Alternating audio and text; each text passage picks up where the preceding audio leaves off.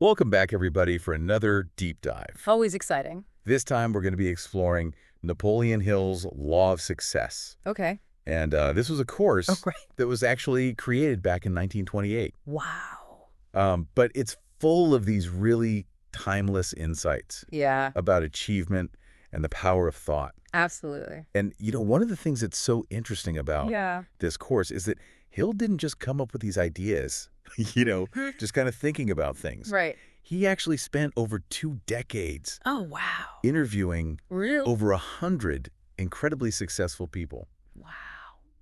to really try to understand what made them tick.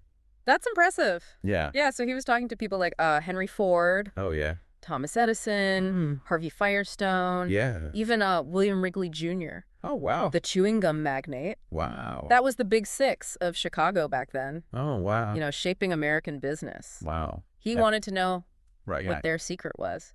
Like, how did they do it to Yeah. kind of distill a philosophy Yeah. that anyone could use to achieve their goals? And, one of the things that I found so fascinating when I was reading through this course was his emphasis on imagination.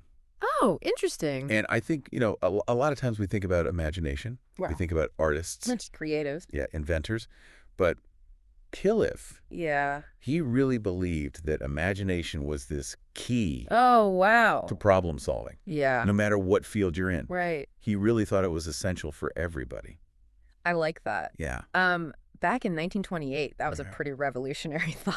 I can imagine. Most people back then viewed imagination as, Right. frivolous. Right. Something for kids. Yeah, for children, exactly. Not something that. Not for serious business people. Right. Exactly. But Hill, Yeah. he said, no, no, no. Yeah. This is the foundation of all progress. He even had this anecdote Oh, yeah. about the Calumet copper mine to illustrate his point. Okay. And thousands of people Uh-huh. walked over this piece of land every day Yeah. with no idea of the riches that were beneath their feet. Right. But there was this one man Yeah. who, using his imagination, Yeah. envisioned digging there. Wow. And so he did, and he struck it rich. Oh, wow. That's a great story. Yeah. Love that. So think about it this way. Yeah. What's your Calumet mine? Oh, I like that. What are you passionate about? Right. And how can you use your imagination Yeah. to turn that passion Yeah. into something tangible? So true. Called this your definite chief aim, Okay. which is all about clarity and focus. Mm-hmm. He believed that in order to make things happen, Right. you really needed to crystallize your goals Yeah. with laser-like precision. That makes sense. Yeah, and to illustrate this point, he used Oh. all sorts of vivid examples, like Ellsworth Statler, Okay. the hotel magnate Mhm. who envisioned building hotels Right. that felt like home Yeah. before they even existed. Right. And then there's this story about the peanut roaster. This guy who was, stuck in a rut because he literally couldn't see beyond Oh, wow. his peanut cart. Oh, wow. He had the work ethic, Yeah. but he didn't have that vision, Right. that compelling vision, Yeah. something to aim for, Yeah. something bigger. That's a great point. Yeah, so think about you. Yeah. Are you using your mental energy effectively? That's a good question. Do you have that clear target Right. for your ambitions? Yeah. Or are you scattering your energy in too many directions? Yeah. And Sally also talks about this idea of the Yeah. Mastermind Principle. Oh, yeah. And this is where things get Okay. really fascinating Okay. because it's both mystical Okay. and practical Interesting. at the same time. Okay. So the Mastermind Principle is all about the synergy Right. that can happen when a group of people Mm-hmm. align their minds towards a common goal. Okay. It's almost like, their brain power combined Mhm. becomes greater Mm-hmm. than the sum of its parts. Yeah. And he saw this in action Yeah. with, sales teams Yeah, that okay. were exceeding their quotas Yeah. with, how the big six Yeah. of Chicago Yeah. built their empires. Right. He even connected it to Wow. Christ and his disciples. Really? Yeah. He said that was That's fascinating. like a mastermind group as well. Wow. So it's just interesting how he saw that operating Yeah. on both the secular and the spiritual realms. Right. But here's the catch, though. Okay. It can't just be about selfish gain. Right. Hill really believed Mm-hmm. that the mastermind had to be based on ethical principles Right. and a genuine desire Yeah. to contribute something positive to the world. Yeah. Otherwise, it would just crumble. That makes sense. So it really makes you think like, Yeah. okay, are the groups that I'm a part of true masterminds? Right. You know, are we all on the same page Right. ethically as well as? right? Are we contributing to something bigger than ourselves? Exactly. And Hill recognized Yeah. that fear can be Oh, yeah. a major roadblock Of course. on the path to success. Right. And he identified what he called these 6 basic fears These basic fears that hold us back. All right. I'm ready. So the first one is the fear of poverty. Okay. Makes sense, right? Yeah. The fear of criticism, the fear of ill health, Right. fear of loss of love, Okay. the fear of old age, Yeah. and the fear of death. Okay. That covers a lot. Right. Pretty much everything. I know. It's like Yeah. the whole spectrum of human experience. Right. But what I found so fascinating Yeah. was how he went on to explain Yeah. how these fears play out Yeah. in everyday life. Oh, interesting. Okay. Like, for instance, he argued Yeah. that the fear of criticism shapes fashion trends. Really? Yeah, he's like, Interesting. we're so afraid Okay. of standing out, of being judged Yeah. for our clothes, Right. for the way we look, Yeah. that it actually influences Oh. what we choose to wear. Huh. Yeah, and then he had this really thought-provoking take Okay. on the fear of poverty. All right. And this is where his perspective from 1928 gets Yeah. really interesting. Okay. He essentially said that Yeah. society views poverty as a crime. A crime. Okay. Yeah, as like an unforgivable sin. Wow. Okay.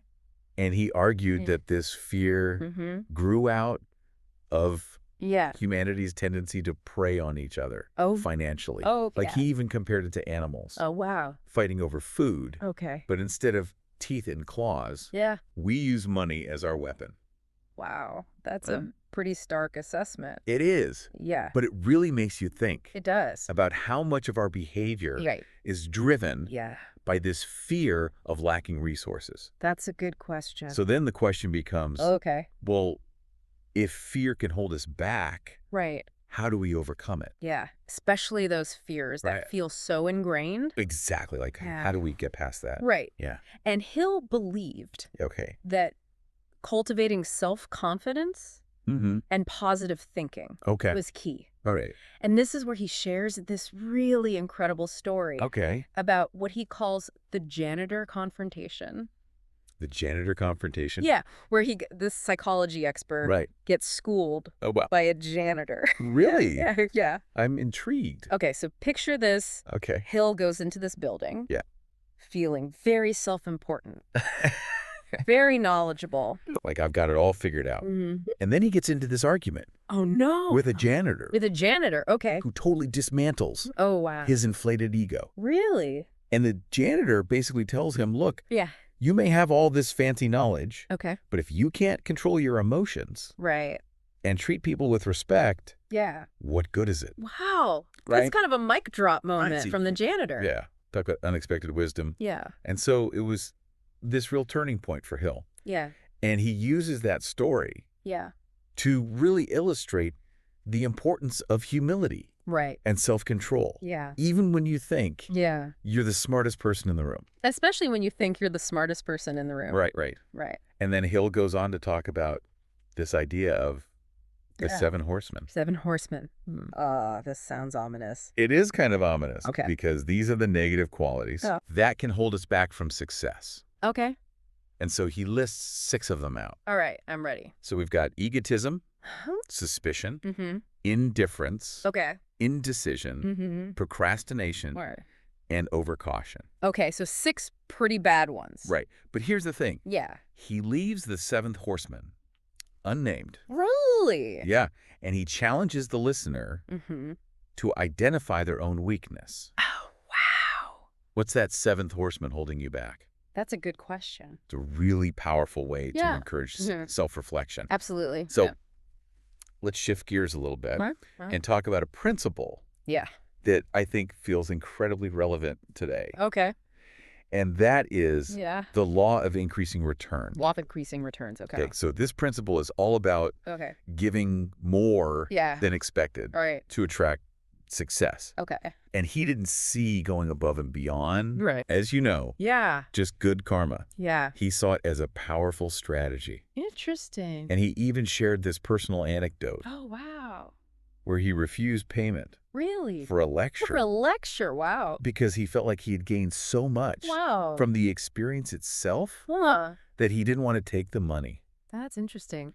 And he also tells this really amazing story about a 50-year-old stenographer who used this law to completely transform her career. Wow. And become a highly paid lecturer. Really? Yeah. So what was her secret? Well, her secret was that she consistently went above and beyond. She offered extra value. She exceeded expectations. Right. And it propelled her to this whole new level of success. So it's not just some feel-good philosophy. Right. It actually works. It actually produces results. Exactly. I like that. It's proof that it works. Her story actually reminds me of The Magic of Enthusiasm, which is another one of Hill's key principles. Yeah. And he was fascinated by people like the evangelist Billy Sunday. Right. And he spent time actually analyzing Sunday's techniques. Really? To understand, like, how does this infectious energy work? Right. What is it about this guy that, you know, gets people so fired up? Right. And he noticed how Sunday's fiery passion really energized his audiences and drew them into the message. It was almost like the enthusiasm itself created this ripple effect that amplified the message and inspired action. I can see that. Yeah. But Hill also realized that enthusiasm isn't just about outward expression. Right. It affects how we feel on the inside. Absolutely. And he talked about this thing called the psychology of good clothes. Okay. Have you ever heard of that? No, I haven't. So this is the idea that dressing well can boost your confidence. And it can project an image of success, which can then make you feel more enthusiastic and more capable. Yeah, I can see how that would work. So he tells this memorable story about his friend Barnes, who showed up at Edison's lab looking like he had just rolled out of bed. Oh, no. Yeah, and it made people doubt his credibility. I can imagine. You know, like if you don't even care enough to, you know, put yourself together. How are we supposed to trust your ideas? Exactly. So it kind of highlights this idea of first impressions and how our outward appearance can influence how others perceive us. Yeah. And also how we perceive ourselves. That's so true. So, okay, are you ready for this? I think so. Okay, because Hill is now going to take us into the realm of the subconscious. And this is where things get really mind-bending. Mind-bending, Okay, so Hill believed in the power of thought and that we could actually harness the subconscious mind to achieve our goals. Interesting. And he made this really striking comparison. He said, imagine the mind as a broadcasting station. Oh, wow. Sending out vibrations that can be picked up by others. Interesting. Now, remember, this was the early 20th century. So this idea of like telepathy was really, out there. I know, it was like cutting edge. So he was really ahead of his time in recognizing the power of our thoughts to influence reality. Absolutely. And he also emphasized the importance of a healthy mental state.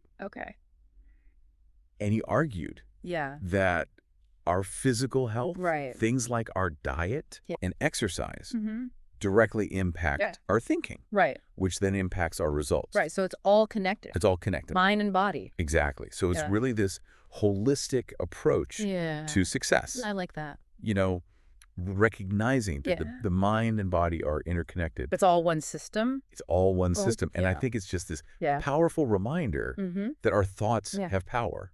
Absolutely. You know, we need to be mindful of the energy that we're putting out. Into the world, Into the world. But you know what? We're just scratching the surface here. Oh, really? There's so much more to explore in Hill's Law of Success. I'm ready for more. Stay tuned, because we're going to continue this deep dive in part 2. Sounds good. All right. Looking forward to it. See you then. Okay. As we delve deeper into Hill's ideas, I'm really struck by how much he emphasized personal development. It wasn't just about... Right. It wasn't just about setting goals and achieving them. It was about like... It was about continuously growing and evolving as a person. Absolutely. He believed that success wasn't a destination. It was a journey. It was a journey. And to navigate that journey effectively. Right. You need to constantly be learning, expanding your knowledge, refining your skills. And he even talked about taking personal inventory, like really identifying. Yeah, what are my weaknesses? Your weaknesses. What do I need to work on? Yeah, and he wasn't afraid. No, he wasn't. To admit his own flaws. Right. I mean, think about that story about the janitor confrontation. Oh, that's a perfect example of him being willing to learn. To learn and grow. From his experiences. Absolutely. And I think this is where Hill's work is still so relevant today. I agree. You know, in a world that's constantly changing, evolving. Yeah. The ability to adapt, learn new things is more important. Than ever before. Than ever, yeah. So for our listener who might be feeling a little bit overwhelmed by all this talk of self-improvement, what's one practical step? Okay, good question. That they can take today to start applying Hill's principles? I would say start with a simple exercise. Okay. Take some time to reflect on your own definition of success. What does it truly mean to you? What are your values? What are your goals? Once you have a clearer understanding of what you're striving for, then you can start to develop a plan to achieve it. And don't be afraid to break that plan down into smaller steps. More manageable steps. Exactly. Success is a marathon. Right. Not a sprint. Not a sprint. That's a good point. And as you progress on your journey, don't forget to celebrate your wins. No matter how small. Exactly. Every step forward is a victory. Love it. Thinking back to the law of increasing returns, it's interesting how Hill really stressed the importance of giving. More than expected. More than what's expected, exactly. Yeah. He believed that going above and beyond wasn't just good karma. Right. He saw it as this powerful strategy. For attracting success. For attracting success back to you. And remember when we talked about the subconscious mind being like a broadcasting station? Yes. Well, Hill believed that when you give more, you're sending out those positive vibrations. Exactly. You're putting it out there, and it's coming back to you. It's like that saying, what you put out into the world comes back to you. Exactly. And he even shared a personal anecdote where he refused payment for a lecture. Yeah, because he felt like he had gained so much from the experience. From the experience itself. Right. It's almost like he understood this concept of paying it forward. Yeah, like intuitively. Like he didn't even... It wasn't even a conscious thing. It was just like, this is the right thing to do. Right. And then there was that amazing story of the 50-year-old stenographer who used this principle to completely transform her career. To become a highly paid lecturer. Yeah. And her secret... Consistency and exceeding expectations. Right. She always offered extra value. She went above and beyond. And it propelled her to a whole new level of success. It's a great example of how this law of increasing returns, it's not just some feel-good philosophy. Right. It actually works. It produces tangible results. And speaking of tangible results, I thought Hill's emphasis on enthusiasm was really interesting. He was a keen observer of human behavior. Yeah. He was. And he really recognized the infectious power of enthusiasm. Yeah, he saw it as this driving force that fuels action and attracts others. And he was particularly fascinated by the evangelist Billy Sunday. And he spent time analyzing his techniques. Sunday's techniques. Trying to figure out. Try to understand. How did this emotional connection work? Right, like what was it about? Yeah, what was it about this guy? Sunday. That got people so fired up.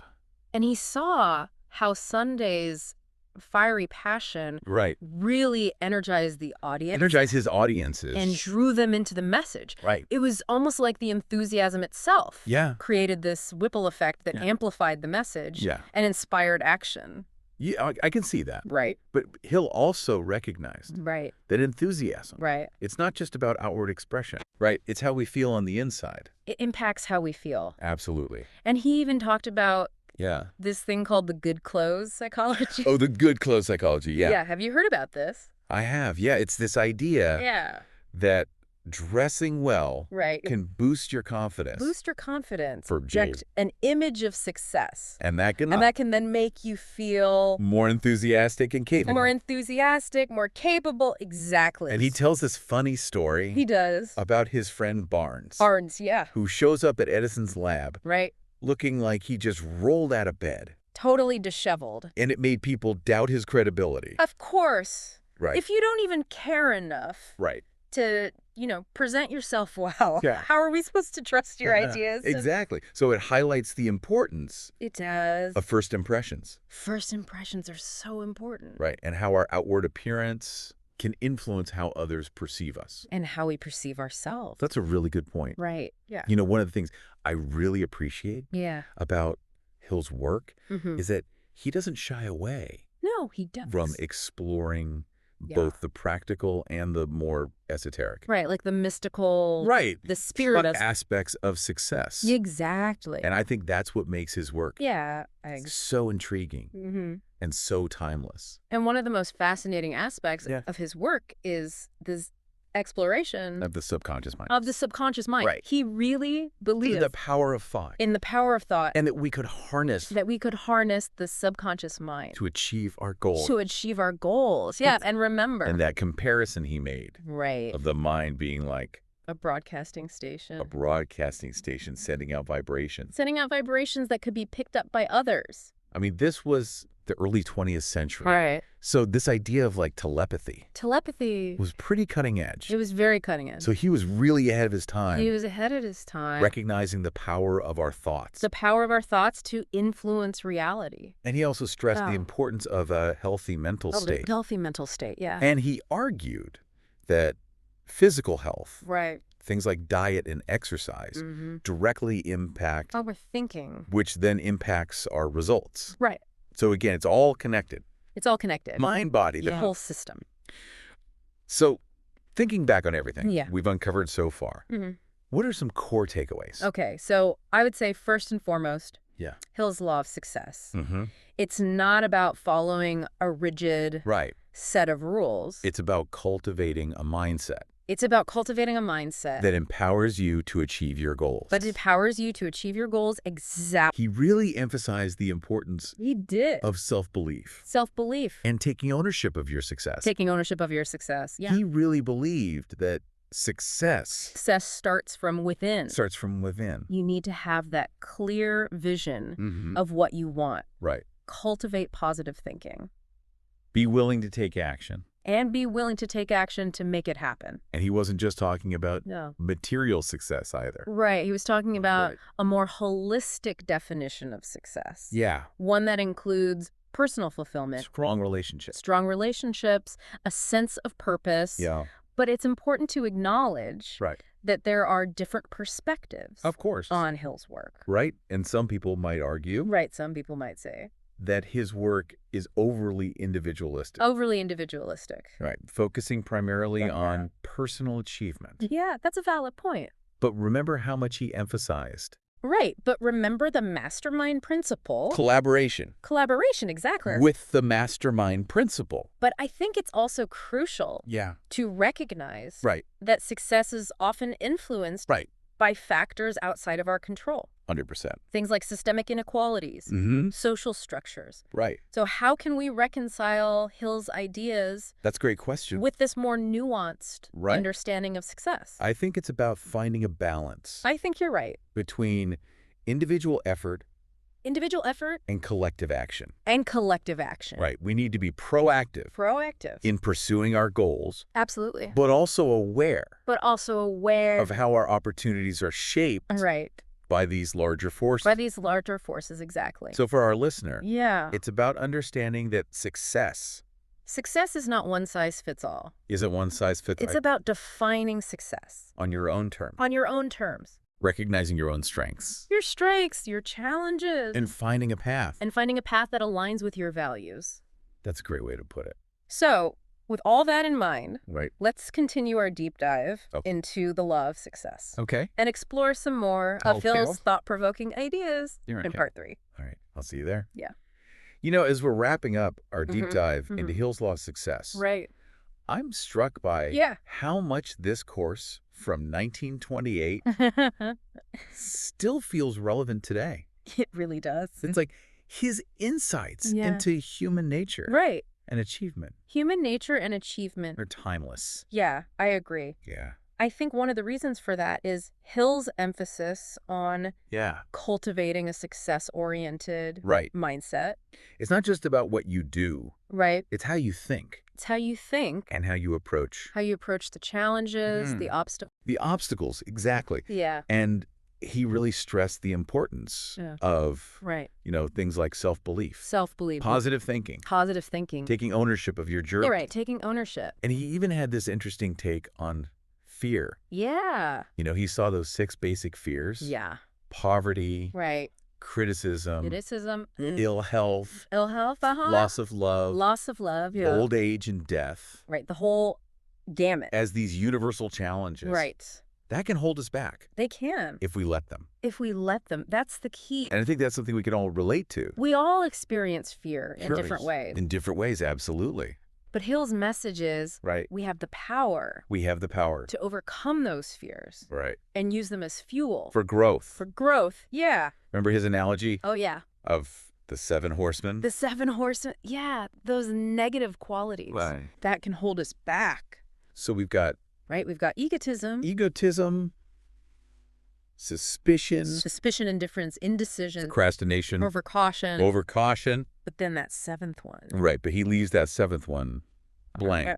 Yeah. And it challenges us. Right. To identify our own weakness. What's your 7th horseman? What's holding you back? And once you identify it, you can start to address it. Exactly. Right, you can come up with strategies. You can turn it into a strength. To turn it into a strength, exactly. Yeah. And that ties into Hill's emphasis on continuous learning and development. Continuous learning, yeah. He really believed that to be successful. Right. You need to constantly... You got to keep growing. Be expanding your knowledge. And refining your skills. And he even talked about the importance of taking personal inventory.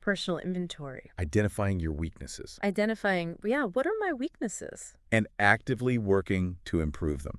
That's it. And he wasn't afraid to admit. No, he wasn't. His own flaws. Remember that story about the janitor? Right, that confrontation. That was such a pivotal moment for him. It showed his humility. It really did. And willingness to learn from anyone. From anyone, exactly. Regardless of their social standing. Didn't matter who you were. It's a good reminder that we can learn valuable lessons. From the most unexpected sources. The most unexpected sources. Yeah. And sometimes those lessons come from our mistakes. Hill believed that failure is not the end. Right. But an opportunity to learn. An opportunity. Course correct. To learn and grow. And that's so important. It is. Especially in today's fast-paced world. In today's world, where everything is changing so quickly. We're constantly being challenged. Right. To adapt and learn new things. To adapt and learn. So as we wrap up our deep dive into Napoleon Hill's. Into the law of success. Law of success. Yeah. What's a final thought-provoking question for our listener to consider? Okay, so if Hill were writing his course today, what do you think he would add? Wow. Or change? Yeah, that's a good question. Would his core principles still hold true, or would they need to be adapted for a new era? For a new era. Would he still see that same potential in each of us? That Calumet mind. That Calumet mind. Waiting to be unearthed. That's a great question. It's a fascinating question. Yeah. And I think it speaks... I think it does. To the enduring power. To the enduring power of Hill's work. Yeah. Even nearly a century later. A century later. His ideas continue to inspire. They do. And challenge us. Absolutely. To think differently. Yeah. About what it means to live... a successful and fulfilling life. A successful and fulfilling life. I like that. Thanks for joining us. Thanks for joining us on this deep dive. We hope you've gained some valuable insights. We hope so. From Hill's work. Yeah. And we encourage you to continue exploring his ideas. Keep exploring and applying them. And apply them to your own life. And who knows? You never know. Maybe you'll be inspired. You might be inspired. To create your own. Law of success. For the 21st century. For the 21st century, that's it. All right. That's it for this deep dive. Thanks for having me. Thanks for joining us.